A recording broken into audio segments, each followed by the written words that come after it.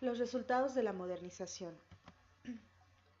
Después de los resultados que se veían por parte de Salinas de Gortari, el Ejército Zapatista de Liberación Nacional y otros manifestantes en varias partes del país se encontraban en fricción con el Estado, por lo que comisionó a Manuel Camacho Solís para que sellara la reconciliación en marzo con la mediación del obispo local. Sin embargo, tras las medidas económicas y políticas a favor de los pueblos, la voluntad política se notó haciendo que el conflicto continuara, continuando los conflictos electorales cuando el 16 de marzo fue asesinado el candidato Luis Donaldo Colosio, siendo Camacho Solís uno de los principales sospechosos. Se sustituye el candidato rápidamente, quedando Ernesto Zedillo Ponce de León. Ajustes posteriores a la entrada del neoliberalismo. Se vivía en una de las peores crisis económicas, por lo que se decidió devaluar el sobrevalorado peso en un 15% durante este periodo. El mercado financiero volvió a estabilizarse, pero en 1995 iba a cerrarlo México con una recesión económica del 6.9% y una tasa de inflación del 52%, por no hablar de la destrucción o precarización de millones de puestos de trabajo, de la pérdida de poder adquisitivo. El Telecán generó expectativas para alertar la expansión del sector agroexportador. No obstante, las asimetrías económicas y sociales con la economía norteamericana y la economía canadiense, la incorporación de México al tratado ha venido a ser un eje estratégico para forzar la modernización del sector agropecuario.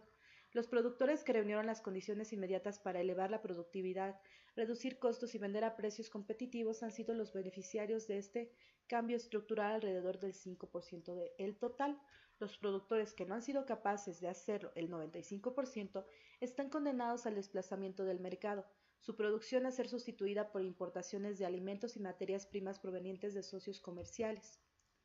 El neoliberalismo continuó su marcha. En el país, en el plano constitucional, modifica el artículo 28 con el objetivo de permitir la participación del capital privado en las áreas de comunicación, vía satelital y los ferrocarriles, crea las AFORES, transformando con ello la seguridad social de los trabajadores, y se compromete con el capital financiero internacional para privatizar la petroquímica y la industria eléctrica. La globalización promueve las negociaciones entre los países. El neoliberalismo limita la intervención del Estado en asuntos jurídicos y económicos. Al final del siglo XX, la reforma electoral fue el cauce propicio de una alternancia pacífica en la presidencia de la República, que se combinó con una notable estabilidad financiera, un tipo de cambio bajo control, una inflación a la baja y un crecimiento económico por primera vez en casi 20 años, que llegó a una tasa superior al 6% anual. Pero el crecimiento se sumó a partir de entonces y la economía se ha arrastrado en lo que va del nuevo siglo. La reforma económica no ha podido fortalecer al Estado en sus finanzas y más bien lo ha afectado por su permisividad fiscal hacia el comercio exterior y su ineficiencia para recaudar los impuestos que marcan las leyes. Hoy, a medida que agudiza la percepción de las enormes desigualdades y las cuotas mayúsculas de pobreza que afectan las ciudades, el éxito exportador difícilmente puede servir para apoyar la legitimidad del sistema político democrático.